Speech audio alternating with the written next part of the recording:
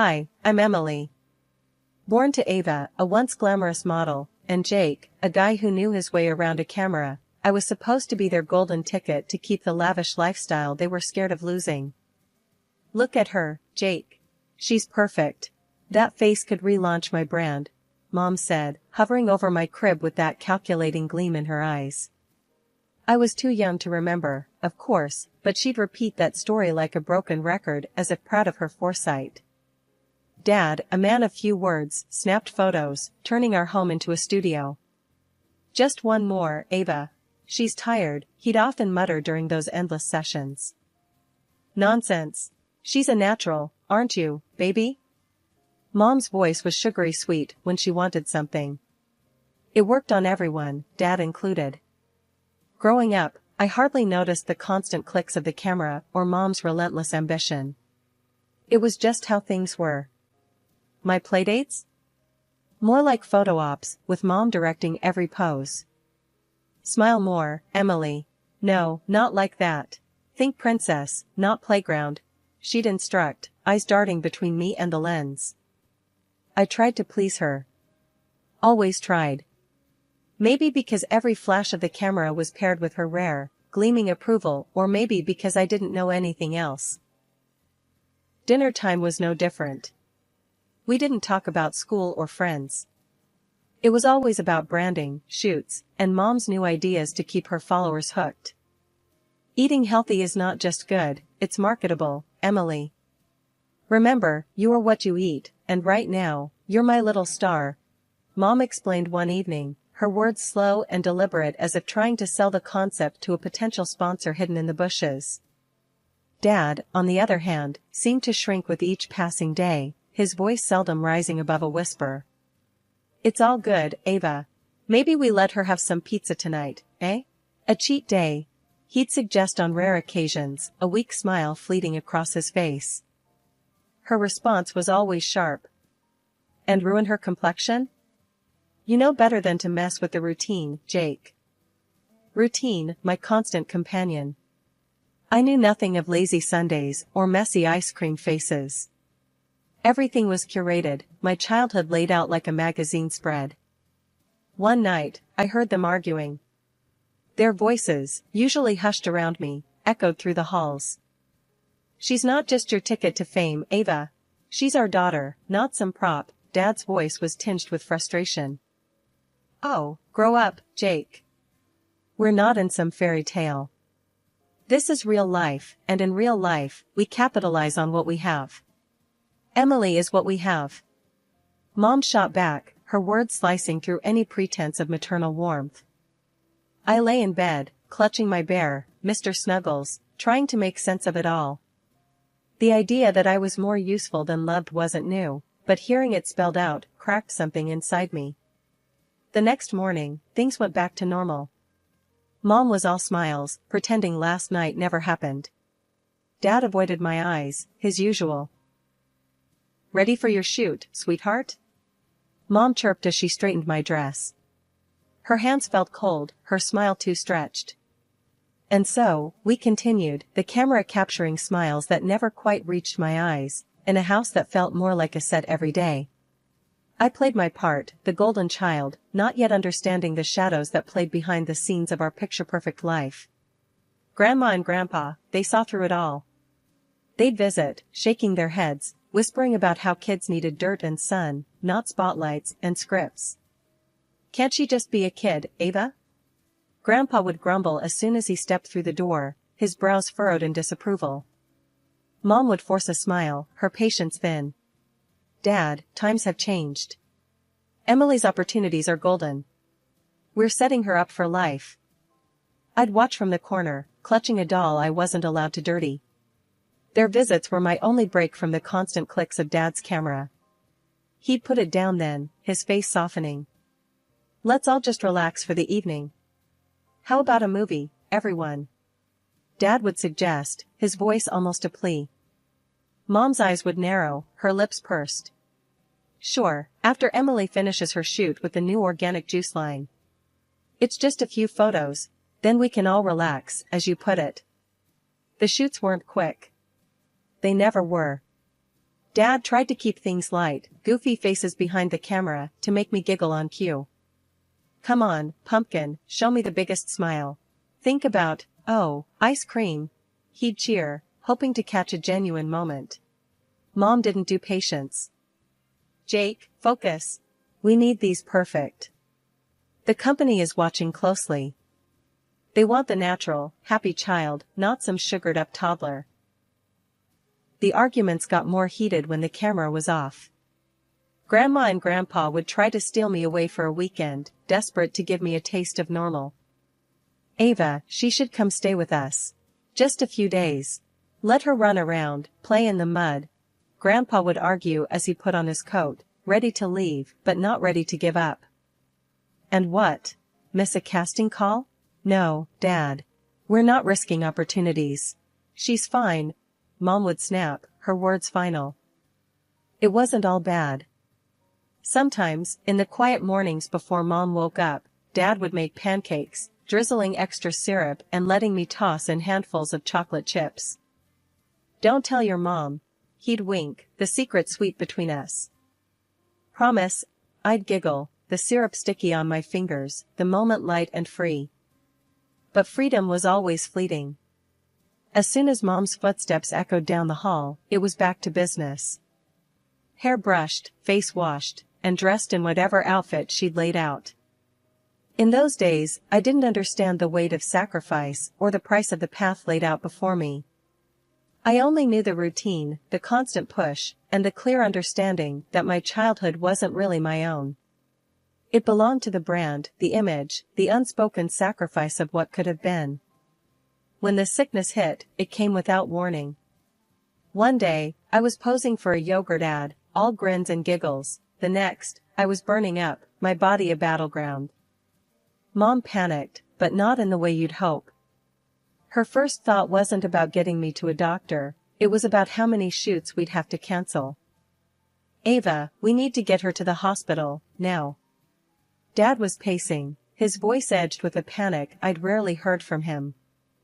Just a minute, Jake. Let me think. Mom snapped back, her phone in one hand, probably scrolling through her calendar. Think? She's burning up, Ava. This isn't about your bloody schedule. Dad's shout would have scared me if I weren't so out of it. In the hospital, they said it was polio. I didn't really understand then what it meant, only that it was bad, really bad. Mom's face went white when the doctor explained. But she's been so healthy, Mom muttered to herself more than anyone else, her face twisted in confusion and anger. Mrs. Dawson, Emily wasn't vaccinated against polio. It's extremely rare nowadays because most children are vaccinated. The doctor explained gently, a look of sympathy across his face. Dad looked like he'd been punched. Not vaccinated? Ava, what, why? Mom's lips thinned, her usual defense rising quick. Don't you start on me, Jake. It was a choice we made. I was moved to a room, wires and tubes hooking me to machines that beeped and blinked. Days turned into weeks. I missed the sun, my sketches, even the annoying flash of Dad's camera. Mom rarely stayed long. She'd come in, sit for a bit, her foot tapping relentless on the sterile tiles. Emily, you need to fight this. You know how much is riding on you getting better, she'd say, her voice tight, like she was negotiating a deal instead of comforting her daughter. More than anything, I wanted all of this to be just a bad dream, to wake up in my bed with Mr. Snuggles tight in my arms, ready for another day of pretend. But the nightmare was real, and it wasn't just the sickness. It was seeing the strain on Dad's face, hearing the impatience in Mom's voice, feeling the distance grow between who I was and who I was supposed to be. Can't you just sit with her? Dad's voice would rise sometimes when he thought I was sleeping. She's scared, Ava. She needs us. She needs to get better. Sitting and coddling isn't going to fix her, Jake. Mom's reply, always sharp, like a slap. Days blurred together, each one a repeat of the last, beeps, whispers, and the heavy weight of knowing that to Mom, I was a project failing to meet its deadline. 2 years of my life blurred into a continuous loop of bed sheets, window views, and the ceaseless ticking of the clock. Bedridden, I became a fixture in my own home, an inconvenient piece of furniture rather than a daughter.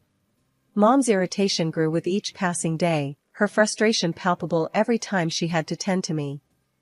Changing my diapers or washing me, she did it all with a grimace. "This is not what I signed up for," she'd mutter under her breath, her hands rough, her care lacking warmth. Dad tried to compensate. Every evening, he'd come into my room with a fairy tale book in hand, his voice a soft echo of better times.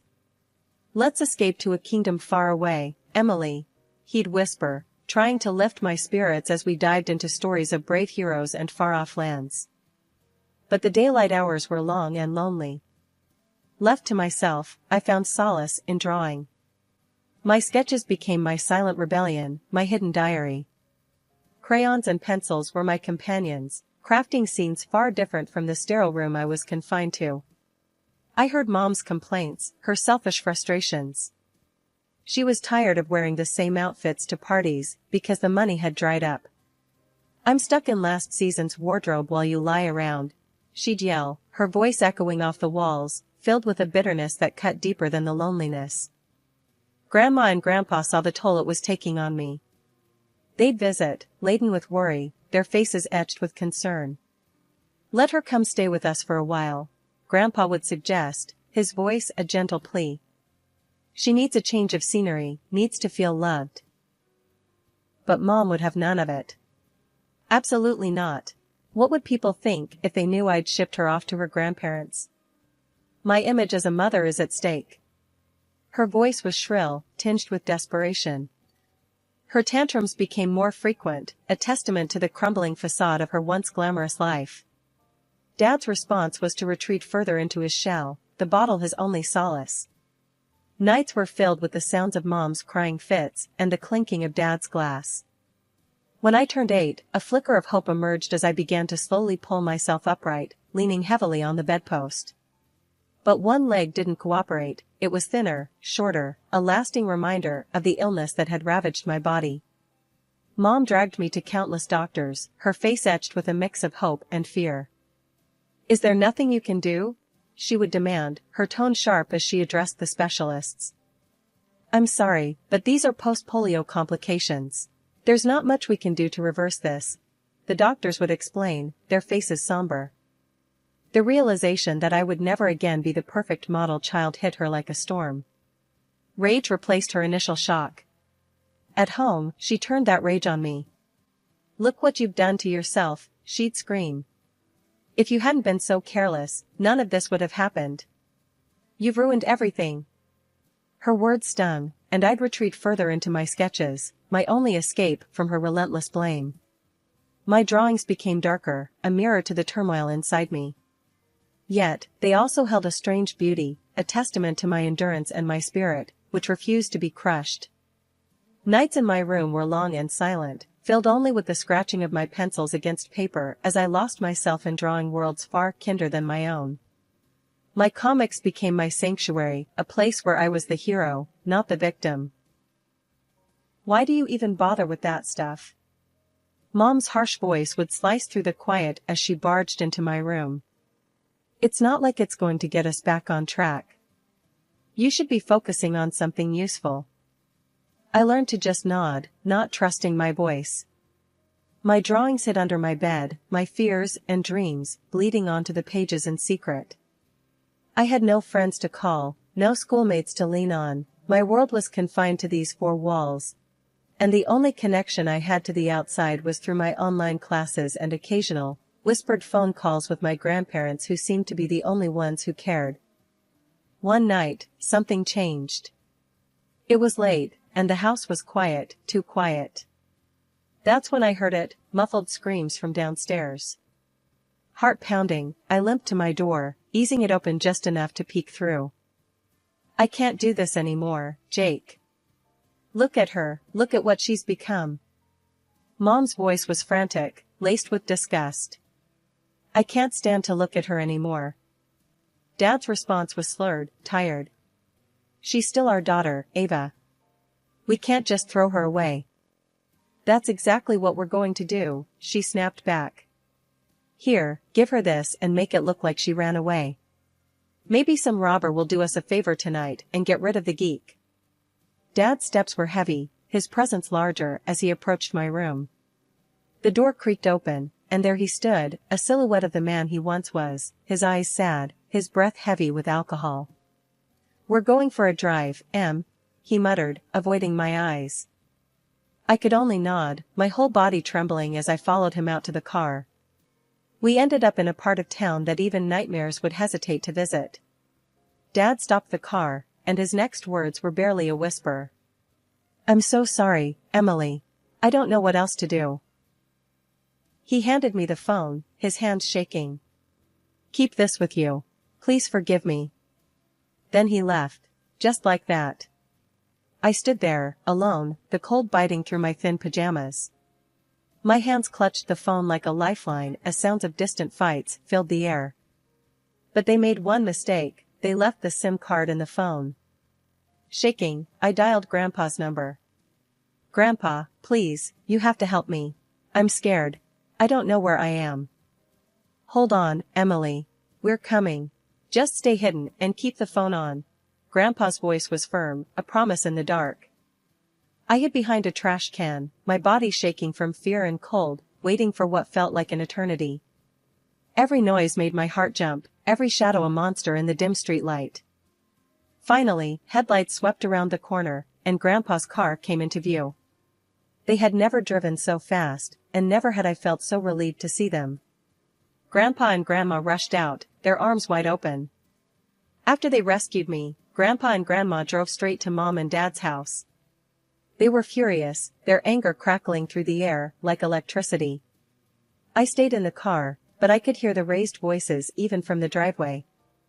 "You've gone too far this time, Ava." Grandpa's voice boomed. "Please don't tell anyone," Mom pleaded, her voice cracking with fear. "Think about what they'll do to us." Grandma was relentless. "You're not fit to be her mother. You're signing over custody, Ava. Today." And just like that, they secured my freedom. Mom signed the papers, her tears of fear a far cry from repentance. Dad was silent, his head bowed, the fight gone out of him. Life at Grandma and Grandpa's was peaceful. They had a small, cozy house with a big backyard and a garden that seemed enchanted, bursting with colors and life. Grandpa taught me how to plant flowers, his rough hands gentle on the earth. "Plants gotta be nurtured, Em. Just like people," he'd say, a smile tucked into his beard. Grandma was a whirlwind of love and baked goods. She always had a new recipe to try, and the kitchen was our laboratory. "Sugar fixes a lot of things, especially moods," she'd wink, passing me a spoonful of cookie dough. I started going to a regular school not long after moving in. I was nervous, limping distinctly, self-conscious about my leg. But to my surprise, the kids were kind. They didn't stare or whisper like I'd feared. Instead, they were curious, accepting.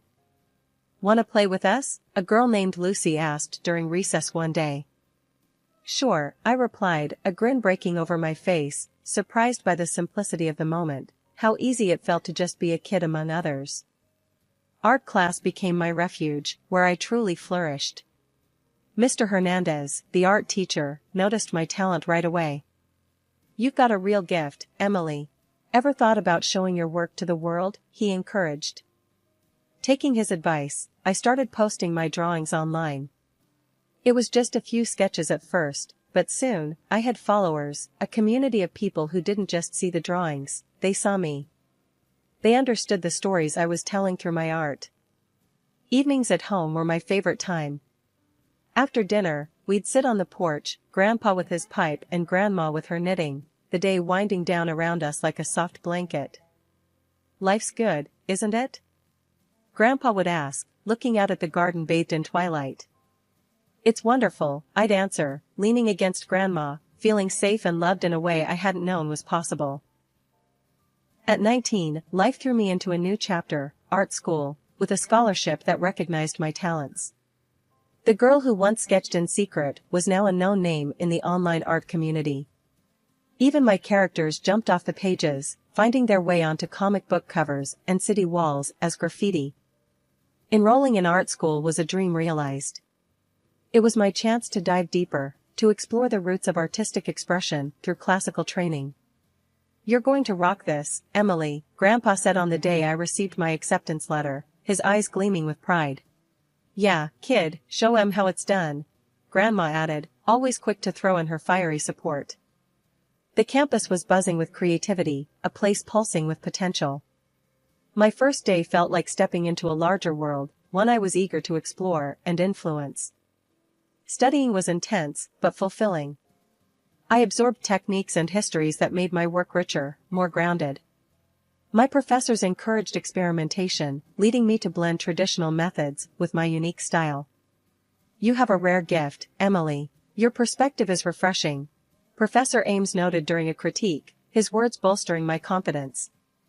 Parallel to my studies, I organized an exhibition of my paintings. It wasn't just an exhibition, it was a narrative display, telling stories of overcoming and becoming. "Each piece tells a story, doesn't it?" a visitor remarked during the opening night, her eyes tracing the lines of my largest canvas. "Absolutely. Each stroke has a part of my journey," I explained, finding joy in sharing my vision. The local media caught wind of my story, intrigued by the artist who conquered personal and physical challenges to create. They filmed reports at the exhibition, interviewing me about my work and life. "Emily Dawson isn't just an artist, she's a phenomenon," one reporter said as the camera light blinked red. I walked through the exhibition, my special shoes, and sometimes a cane aiding my steps. I wasn't hiding my limp, I was owning it. "You turn adversity into art," an art enthusiast commented, pointing at my cane, which I'd painted in bright colors. Photos of me appeared in fashion magazines again, a full-circle moment. But this time I posed because I wanted to, each photo a testament to my agency and artistry. "She redefines beauty," read the caption under a photo of me, my painted cane in hand, standing boldly beside one of my vibrant murals. By the time I finished my degree, I wasn't just a graduate with honors, I was a symbol of perseverance, a living canvas of my own making. And as I walked across the stage to receive my diploma, cane in hand, the applause wasn't just for my academic achievement but for the journey that brought me there. The art gallery buzzed with chatter and the click of cameras, the air electric with admiration for the work lining the walls. I mingled with guests, my heart swollen with pride and nerves. It was a big day, the culmination of years of hard work and passion. The space was filled with my paintings, each piece a chapter of my life, a battle fought and won. Out of nowhere, the atmosphere shifted. My heart stopped for a second when I saw them, my parents. They have changed a lot. Dad looked worn, more lines on his face, his eyes dimmer. Mom's beauty disappeared, revealing her true self. I watched, frozen, as Mom made her way to the reporters who were filming. With the flair of someone used to the spotlight, she announced loudly, "I'm Emily's mother, and I'm just so overwhelmed with pride for what she's accomplished." The camera swung to her, eating up her performance. She's always been incredibly talented, and seeing all she's achieved, it's a mother's dream come true. I couldn't take it. My body moved on its own, fueled by a mix of anger and disbelief. "No," I interrupted sharply, my voice slicing through the murmurs of the crowd. "I owe everything to my grandparents. They are the reason I am who I am today." Away from the prying eyes and lenses of the media, I pulled my parents aside, my heart hammering against my ribs. Mom's act dropped as soon as we were out of earshot, her eyes cold and calculating. "Emily, darling, we need your help," she began, the sweetness in her voice sickening. "Your father has had some troubles, he's lost his job, and we've had to sell the house. We have nowhere to go. You owe us, Emily." "I owed you nothing the moment you left me on that street," I shot back, my resolve hard as steel. "If you ever come near me or my grandparents, I'll go to the police." "Don't think I won't." They knew I meant every word. Without another word, they turned and left, disappearing back into the shadows from which they had emerged. That night, after the guests had left and the lights in the gallery dimmed, I took a moment to walk through the quiet space. My paintings looked back at me, each one a testament to my journey. I had faced my past, confronted the pain, and came out the other side stronger. Back home, in the quiet comfort of Grandma and Grandpa's house, I finally felt at peace. Here, in this house filled with love and acceptance, I knew I was home, truly home.